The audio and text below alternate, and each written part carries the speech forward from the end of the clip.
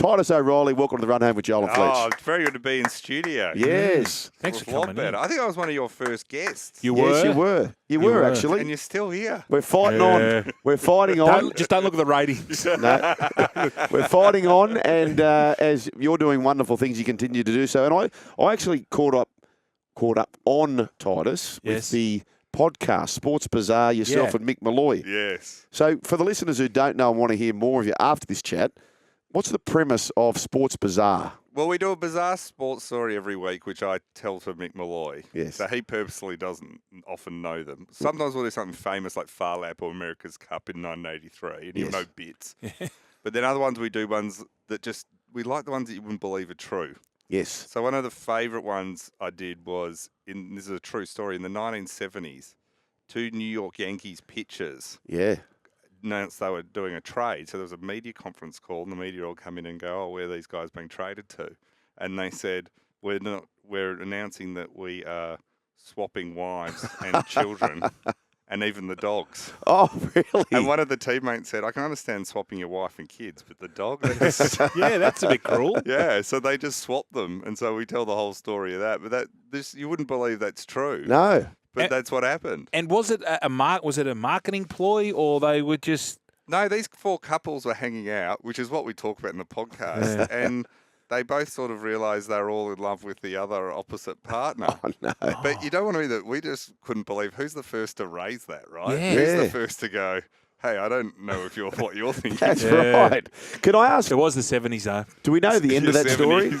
We do know the end. One couple's of the new coupling stayed together. Did they? The other ones lasted like 3 months, and he had to Not another trade, was it? No, well, he had to hang around with the guy who'd taken his other wife if he Oh, wanted to see yes. his kids. Yeah. So Yeah. he had a very, one of them said, I think it might have stuffed up the kids a bit. Oh, And you're like, oh, really? You reckon, Chip? really? You reckon? So, Sports Bazaar, you can catch up with that with Mick Molloy.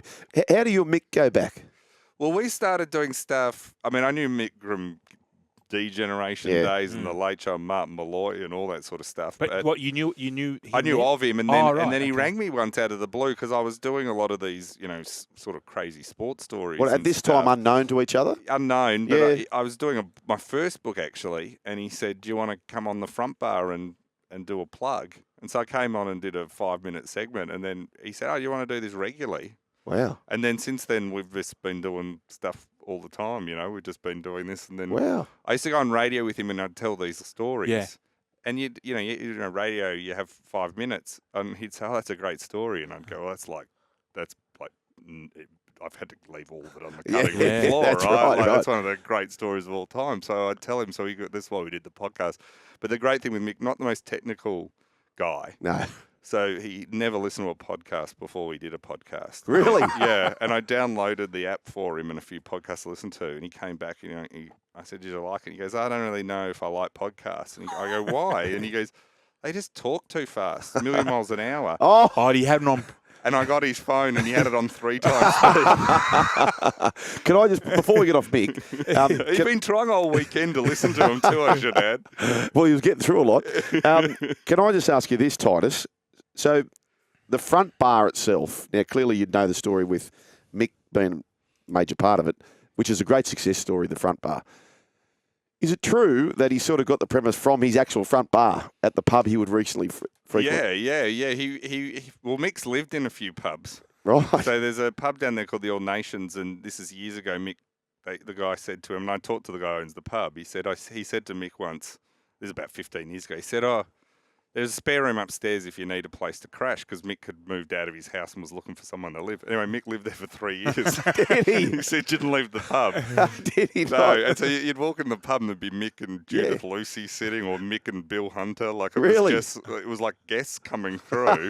And it went on for like 3 years. Wow. And so even his mail was getting sent there. Yeah. So that's how, but Mick's that's how he lives his entire life. Like every story he's got is just ridiculous. Like, there's a place called Captain Cook's Cottage that they have in Melbourne in Captain Cook's old cottage. And Mick was walking home, and it's a tourist attraction, right? And it's the real cottage that they bought out from London. Wow. Right, like 100 years ago. And they put it in this rebuilt it in this garden. And I said, so it came up into conversation, Captain Cook's cottage, and everyone in Melbourne knows it's very boring, but it's just this small cottage. And he goes, I slept in that one night. And I go, what do you mean you slept in it one night? And he goes, yeah, I was wandering home drunk from the city. And I thought, I don't think I'm going to make... It's a tourist attraction. It's not it's not an Airbnb. And he just slept there. Oh, that's beautiful. Titus, the book, 7 Deadly Sins in Sport, is this all you're doing, or is Mick involved with this? Or No, this is all my doing. Okay. So, this is my 5th book. Yeah. So I just love finding... My previous book before this was one called Cheat, where I looked at all the history of cheating in sport and all the ways that they cheat. And I couldn't find a sport. On their spouses or... No, in trying to win. Got you. And I couldn't find a single sport where they don't have cheating. Right. Like, not one. Like, table tennis, they cheat. Like, everything. Handball? They cheat. Everything. There's not one. Like, surely cycling, they don't cheat in cycling. No, cycling's clean. Cycling's very clean. But... The thing I found with this, but then I also started to look at all the top sports people, and I thought there's not many of the top guys that haven't sinned or had controversy. Like, I think it's hard to be a sports star because the temptations are so much more often offer. So I came with the idea of doing against the 7 deadly sins, pride, lust, wrath, all this sort of stuff, and finding all these. It's a great way just to tell all these absolutely ridiculous stories of what they've got up to. Okay, are we going to know all these athletes? I think a lot of them you'd know. Some you would more than others. Some are a bit more obscure, and some are like, so obviously Tiger Woods, you'd be shocked, made the lust category. We thought that. Did Dad get a start in that too? We were because his dad was absolute shocker. But I mean, I knew Tiger was really cheating when NBA players came out and were shocked by it. If NBA players, but when Tiger got caught, it wiped $12 billion off his sponsors' collective share market price. Wow, $12 billion. Oh, the collective amount of all. So their stocks plummeted. Because they were sponsors of Tiger when all the cheating came out, and that's how much was wiped off the share market. Okay, I'm interested in gluttony. Gluttony, Who's your athlete with gluttony? Well, my favourite one of that is I go through the history of Australian cricketers setting drinking records on flights. So we all know David Boone, right? Yep. So, 52 cans of beer on the flight from Sydney to London. Some people say 53. And I point out, it wasn't KPMG doing the counting. It was drunken cricketers. So it's either 52 or 53. But Rod Marsh... 52. And just on that, does that also include the stopover? Or was it only the beers drunk on the plane? On the plane. Okay. But Rod Marsh, when he did it, he set the record that Booney broke. It was 44 cans. Now, Dennis Lilly didn't want him to do it, right? Because it was going to the World Cup in '83, and he didn't want him to try and get written off on the flight. So, being the '80s, instead of saying, can we have a chat? I feel this. You didn't talk about feelings in the '80s. He came up with a plan to, if he just got Rod as drunk as possible in the days leading up to the flight, early, he wouldn't be able to do it. Yeah, he'd be crook. But instead, Rod saw that like a pre-season. Match fitness. And he was fit, and so he sat down in the car. He sat down in the plane. And the air stewardess, as they called them at the time, came up and Rod was hungover that morning, hadn't spoken at the airport. And Dennis is sitting next to him and he thinks his plans worked. And Rod goes, I'm going to drink 44 cans of beer on this flight and set a new record. And the air stewardess said, you drink them, I'll bring them. Oh, yeah. Which you just wouldn't have in that day. No. So then when they all put the cabin to sleep, they put the lights down and the air stewardess came up and said, I hope you don't mind, Rod, I'm really sorry about this. We're going to have to cut off service because everyone's having a sleep and the lights are down. And Dennis thinks, thank God. And she says, but if it would be all right with you, Rod, you and a few of your mates, you can just wander down the galley. Just sit in there and drink. You can just pull them out of the fridge. Oh, yes.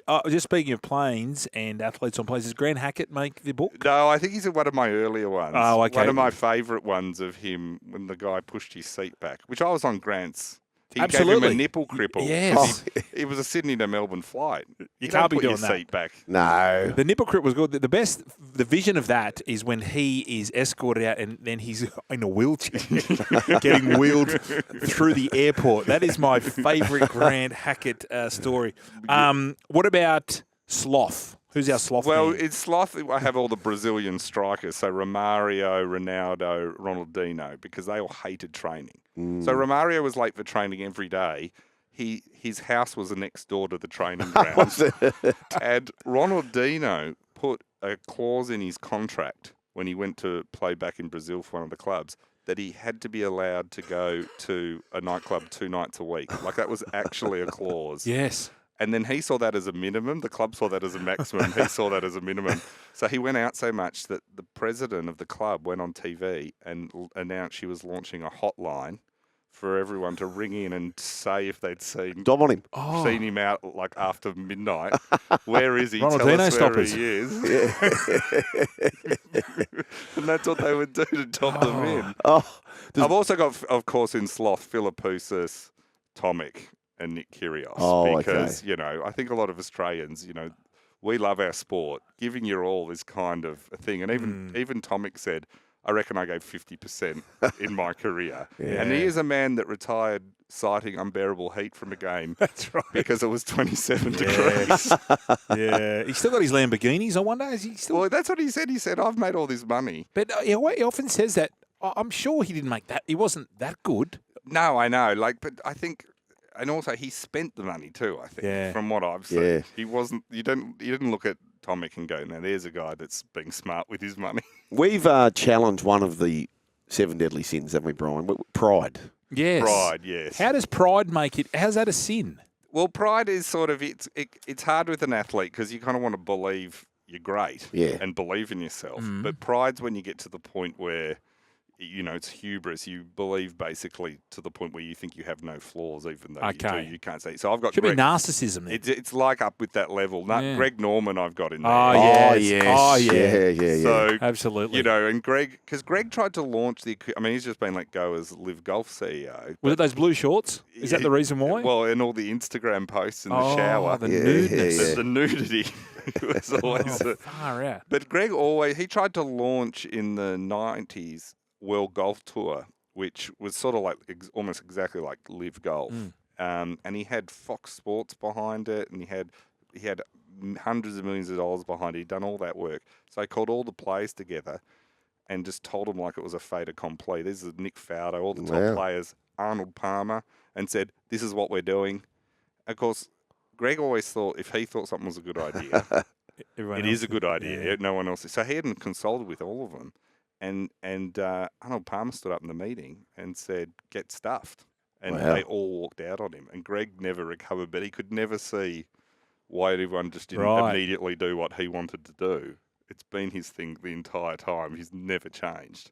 And I was not short on finding quotes of other golfers all saying, I bet. we don't like him. So has he been speared from Live? Yeah, they're moving him on and bringing in someone new. So. Oh, okay. Because I thought he was the face of it all and he put them all Yeah, together. but Rory and Tiger hate him. Gotcha. And they want to re-knit together the PGA and Live. And they've all said, we're not doing it Until he's gone. Until he's gone.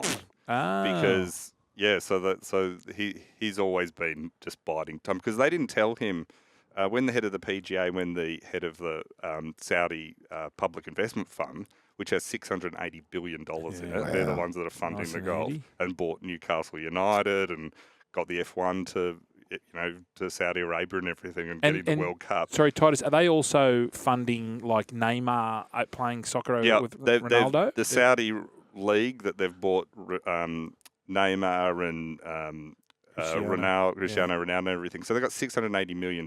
They've bought Disney Plus. They've put like shares in. So the way they've done, the Saudis have gone, like, if we can own everything. So that's why they're looking at tennis, at doing the same thing in tennis. And when you got $680 billion, people tend to listen to you weirdly. And so they're doing all of that. So they got Greg in at the start, but they've sort of known. So when the head of the PIF, which is the Saudi Public Investment Fund that has all this money, and PGA sat down and had these secret talks, Greg found out like 2 minutes before it was announced that they were going to come. Yeah, so he was out from sort of there, and it's been sort of dead man walking.